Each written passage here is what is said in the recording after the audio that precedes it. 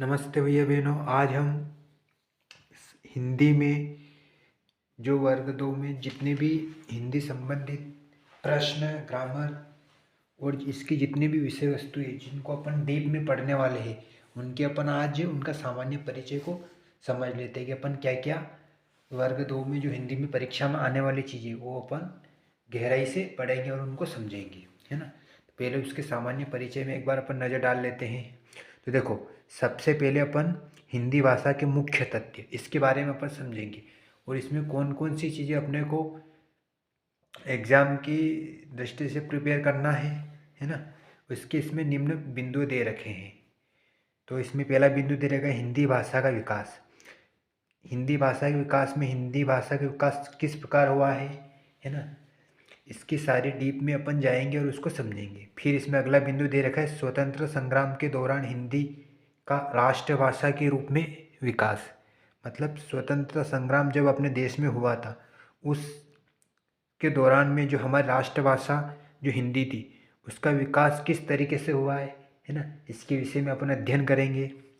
आगे फिर अपन स्वतंत्रता के बाद हिंदी का राजभाषा के रूप में विकास, यानी जब अपना देश आज़ाद हो गया उसके बाद में हिंदी का राजभाषा के रूप में विकास किस तरीके से हुआ है उसके बारे में अपन अध्ययन करेंगे।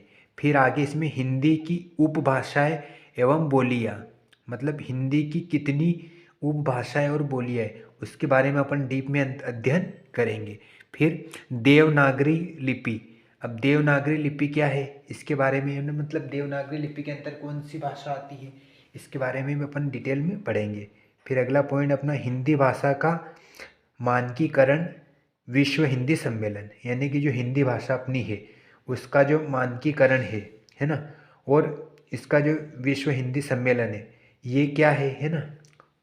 इसका मानकीकरण कैसे हुआ है ना। और विश्व हिंदी सम्मेलन में इसको कब सम्मिलित किया गया है ना, किस तरीके से इसके बारे में अपन गहराई से अध्ययन करेंगे।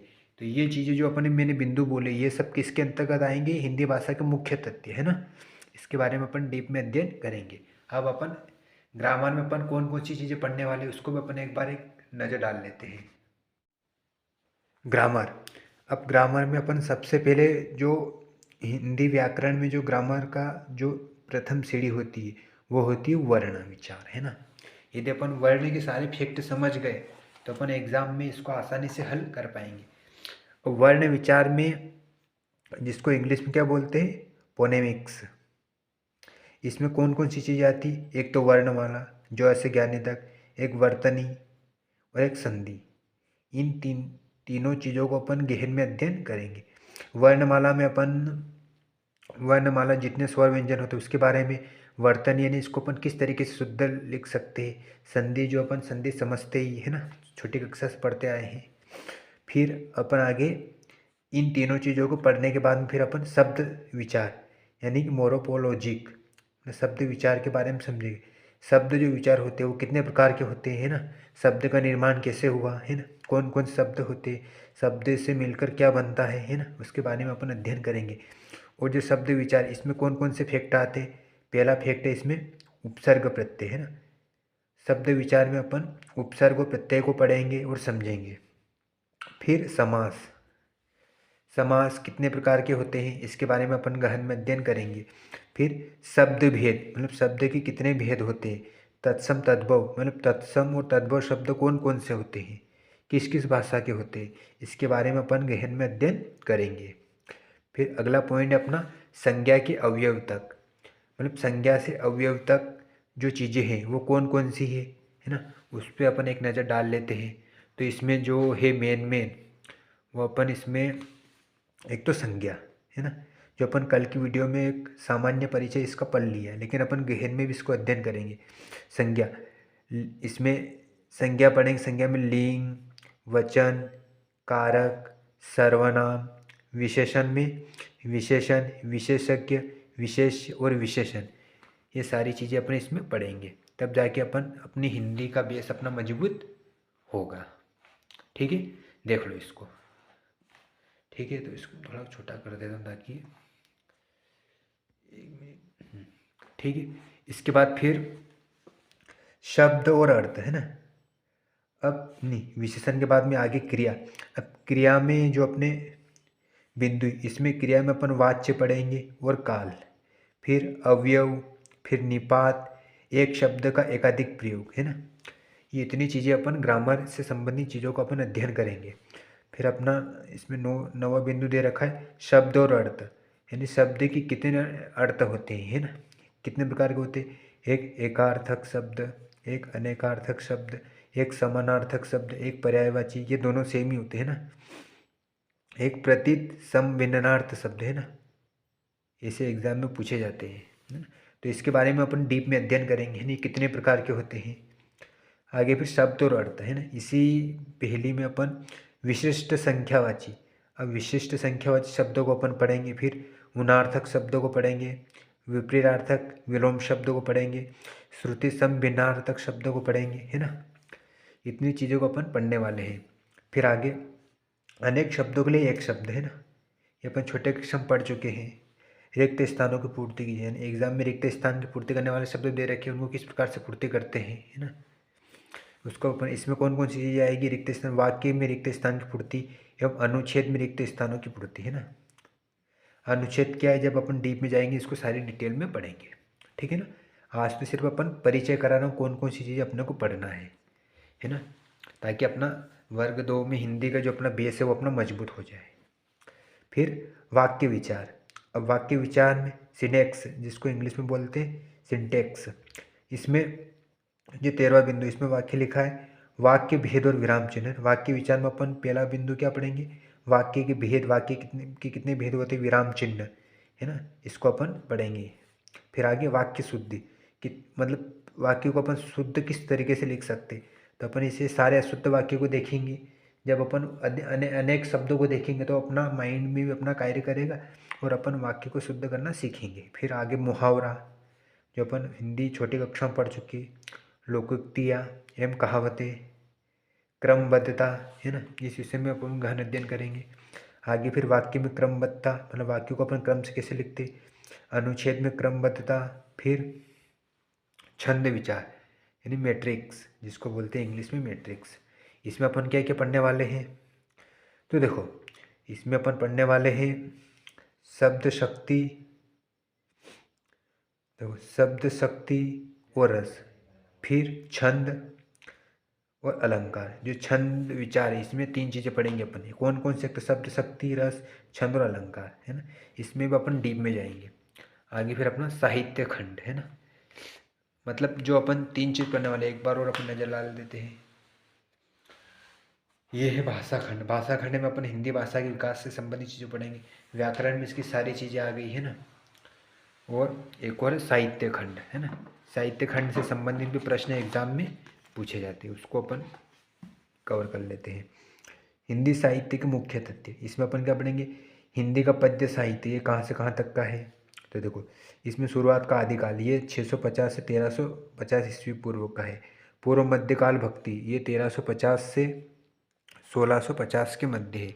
उत्तर मध्यकाल रीतिकाल, जिसको बोलते 1650 से 1850 ईस्वी। आधुनिक काल भारतेंदु युग 1850 से 1900 ईस्वी तक। द्वितीय युग 1900 से 20 ईस्वी तक। छायावाद युग 1918 से 38 ईस्वी तक। प्रगतिवादी 1936 से 56 ईस्वी। प्रयोगवादी 1943 से 50 ईस्वी। नई कविता 1951 से 67 ईस्वी तक। और अकविता 1963 से 72 ईस्वी। और जनवादी कविता 1967 के 90 ईस्वी तक। और उत्तर आधुनिक काल भूमंडल मंडल कमंडल के दौर का कविता 1991 से अब तक, है ना। तो इतनी चीज़ें भी अपन इसमें भी अपन डीप में जाएंगे ना, वो चीज़ें भी अपन पढ़ने वाले।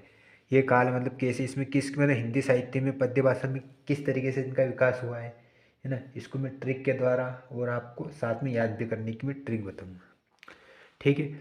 आगे अपन फिर हिंदी का गद्य साहित्य, है ना, पद्य के बाद में फिर अपन गद्य साहित्य को पढ़ेंगे। इसमें कौन कौन सी चीज़ें, उपन्यास, कहानी, नाटक, एकांकी, आलोचना, निबंध, आत्मकथा, जीवनी, संस्मरण, रेखाचित्र, यात्रा वृत्तांत, रिपोर्टाज, है ना। इतनी चीज़ें अपन हिंदी गद्य साहित्य में पढ़ने वाले हैं, ठीक है। फिर विविध तथ्य है ना, आगे क्या अपना विविध तथ्य। अब विविध तथ्य में भाष्य इतिहास, शोध प्रबंध, साहित्यास, प्रमुख पत्र पत्रिकाएं, प्रमुख स्थापनाएं, प्रमुखवाद, प्रमुख दर्शन, प्रमुख गुरु शिष्य, प्रमुख उपनाम, प्रमुख तिथि, वर्ष, हिंदी में सर्वप्रथम पुरस्कार, साहित्य अकादमी व्यास सम्मान, ज्ञानपीठ पुरस्कार, ये सभी संबंधित इनको अपन डीप में अध्ययन करेंगे। ठीक है ना। तो साहित्य खंड में अपन एक तो हिंदी साहित्य का पद्य और हिंदी साहित्य का गद्य साहित्य के इतिहास में विविध तथ्य, इन तीनों चीज़ों में गहन में अपन अध्ययन करने वाले हैं। देखो ये चित्र है वर्णों का उच्चारण स्थान है ना। जब अपन मुंह से किन वर्णों को बोलते हैं ना, तो जो इसका जिसके अकॉर्डिंग अपन मतलब अपने नाक से, दांत से, जीभ से एवं होठ से किस टाइप से वो शब्द मुंह से बाहर निकलते हैं है ना, वर्ण, उसके हिसाब से यहाँ पे एक डायग्राम बना हुआ है ना। ये मानव मस्तिष्क का चित्र है, इसमें मुंह, जीभ वगैरह टोटल चीज़ें बनी हुई है। तो अपन एक बार इन वर्णों पे नज़र डाल लेते हैं है ना, ताकि क्योंकि ये मेन चीज़ है ना। इसके बाद अपन कल से हिंदी साहित्य के बारे में स्टार्ट करेंगे है ना। तो देखो सबसे पहले नासिका, नासिका यानी क्या, जो जिसको अपन नाक से बोलते हैं ना। तो इसमें कौन कौन से अक्षर है जो नाक से निकलते, एक तो अम, अ, न, न और म, इनको आपको याद करना ही पड़ेगा है ना। कुछ चीज़ें हिंदी में ऐसी है जो आप यदि याद कर लोगे तो आपकी कौन मतलब आप उसमें आपको सरलता आ जाएगी, और जब अपन शब्द के अंदर में इनको पढ़ेंगे तो आपको अच्छा लगेगा है ना। कुछ चीज़ आप ट्रिक से याद कर सकते हो है ना, इसकी बात आप चाहो तो ट्रिक बना सकते हैं, या फिर आप जो भी अपने स्तर से जिस तरीके से आप याद करते हो है ना। दंत मूल मैंने जो दंत के जो मूल है ना, अपने जो दांत है उसके जो उसके अकॉर्डिंग जो शब्द निकलते, हवा निकलती अपनी, तो र ल, जब अपन ये दो शब्द बोलते र ल, तो ये अपने दंत के अंदर से निकल रही। फिर आगे दंत दशा, त वर्ग यानी कि त वर्ग के जितने भी अक्षर है ना वह दंत वर्ग की श्रेणी में आते हैं ना। और श है ना, त थ यानी दांत इसमें टच होते कुल मिला के। फिर दंत और ओष्ठ यानी कुछ शब्द जो अपने दांत और होठ के उससे निकलते, मतलब उसके हवा निकलती है, तो जैसे वह वह है ना, होठ से निकल रही इसकी हवा, एक दंत से भी इसमें स्पर्श हो रहेंगे।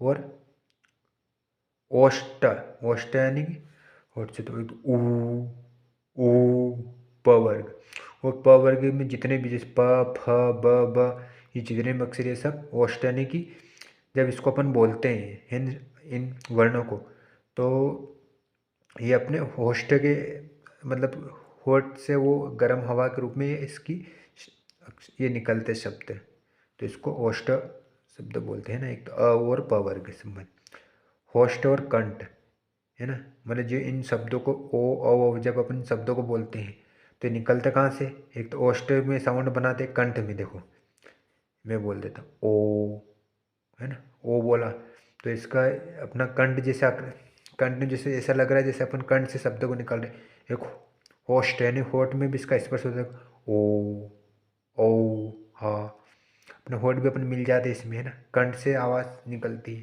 तो इसलिए इनको इनकी ध्वनि और इनके साउंड के हिसाब से इनको नासिका, दंत व है ना, ओष्ठ, इनमें इनको डिवाइड कर रखा है ना।